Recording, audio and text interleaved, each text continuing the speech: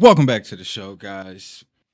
One of you reached out on X last couple of days last week and was dropping ICP down in the chat. Hey, check out ICP. I don't hear you covering ICP. Why don't you talk about ICP? Well, I've covered ICP in the past. As a matter of fact, before everyone else jumped on the bandwagon, after everyone jumped off after the ICO crash, that's when I really dove into the inner workings of the internet computer, courtesy of Dfinity.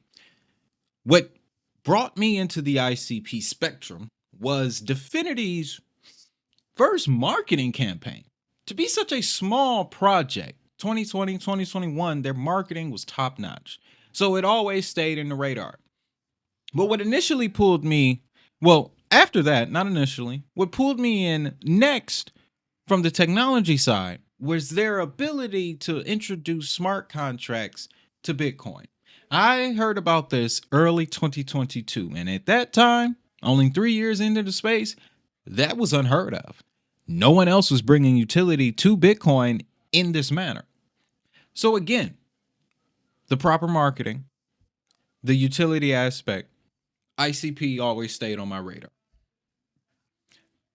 But since you have dropped that back in the chat, and I've gone and taken a second look, third, fourth, I forgot how many times now, but taking another look at the ICP network, I like the updates. Starting with Chain Fusion, they have just introduced Solana. But this Chain Fusion appears to be the ultimate, the final form of their initial work towards bringing smart contracts to Bitcoin. I can simplify ICP's technical makeup like this.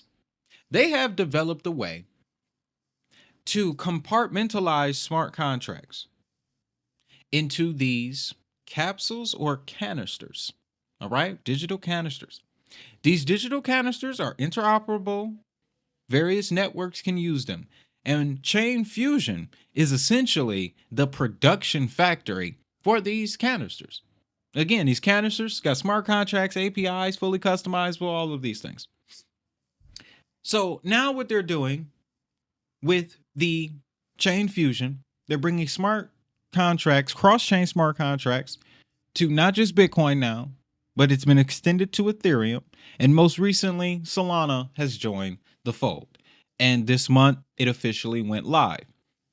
So this is definitely an interoperability play. If you want to get into internet computer, you're definitely getting into the infrastructure game because that's what ICP does. It supports other networks. They focus on other things, but their key discipline is building out interoperable smart contracts, which is truly genius when you think about it. I'll give you a comparison. The Flare network creates smart contracts for chains who can't do it themselves. ICP is taking the smart contract itself and making it universal. So if you were to compare the two, where Flare is feeding fish, ICP is giving fishing rods. All the more reason why it's never left my radar. But I teased this segment by bringing up something called the self-writing internet. Oh my goodness, the nerd in me did a backflip when I heard this man describe this. Okay, so first of all, let me also add this too. Something else that I like a lot about ICP. ICP didn't necessarily start out as a US-based blockchain company, but now they have developed an entire outfit here in the United States, and that is going to help them. Mark my words, that is going to help them. I am still on that notion that now, under this administration, US-based blockchain companies are going to lead this market. And it also includes the companies that now set up bases of operations here that have already gained influence over US investors. ICP was one of them. So the US influence, a huge plus. Outside of that, they've been doing a number of conferences. They had one recently where they announced Caffeine AI. This will be the protocol that people will interact with when they want to make use of this self-writing internet concept. And I haven't even hit you with the punchline for what it is. I'm just going to let the man himself take care of it. Vision for users. The self-writing internet vision is that you can... By the way, let me introduce this gentleman here because a lot of you may not know. This is Dominic Williams, as it says there. He created the self-writing ICP. internet vision is that you can talk to the internet to create new functionality in the form of apps and services that appear on a URL. Nearly everyone in their personal lives at some point or another is going to be creating sovereign apps on platforms like the internet computer. And then they're going to do it just by talking to AI. Self-writing is a different paradigm to vibe coding. The AI is helping write some of your boilerplate code, helping you fix typos and a few bugs. But really, vibe coding is a paradigm for software engineers. Self-writing is a different paradigm where anybody can create without having any technical skills at all.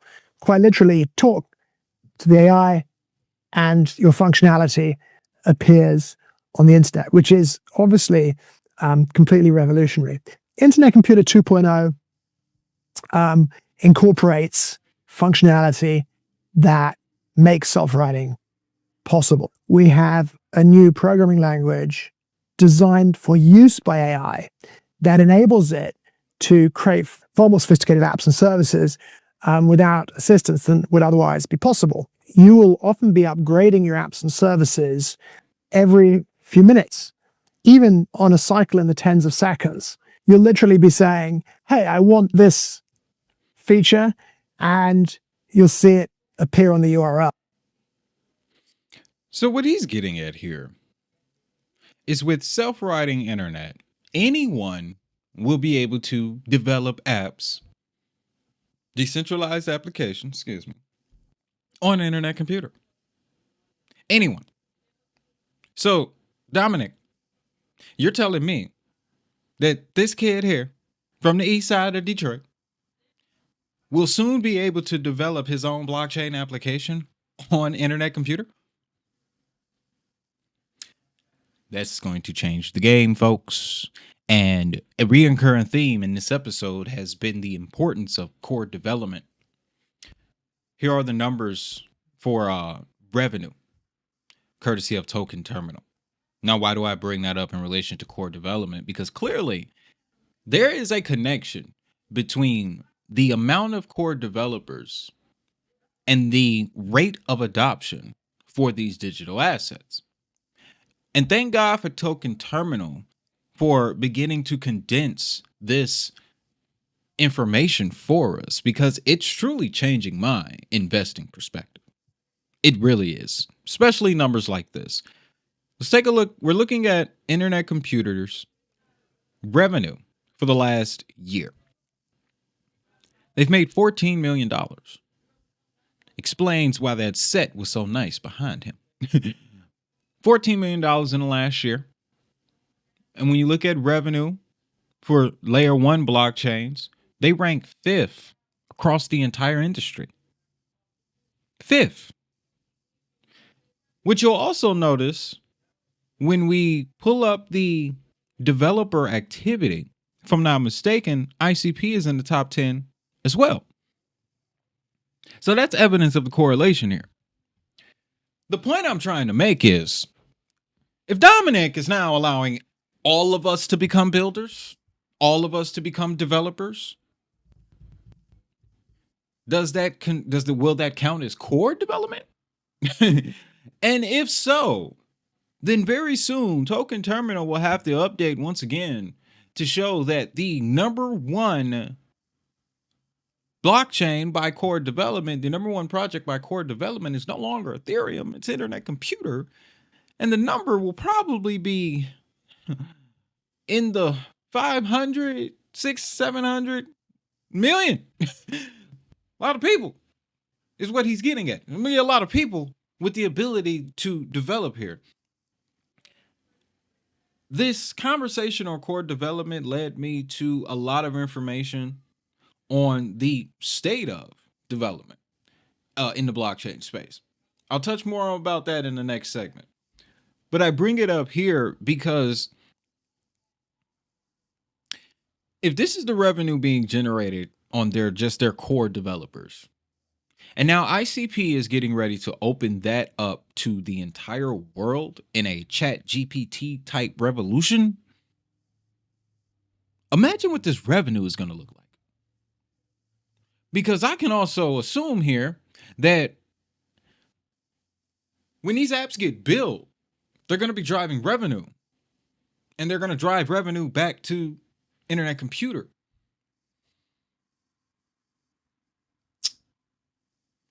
$3.2 billion for Tron, almost 800 million for Ethereum. What will it take for internet computer to catch that? I think it'll be very easy if your developer base is 300 to 400 people strong at minimum. So yeah, I'm definitely keeping my eyes on the internet computer, guys.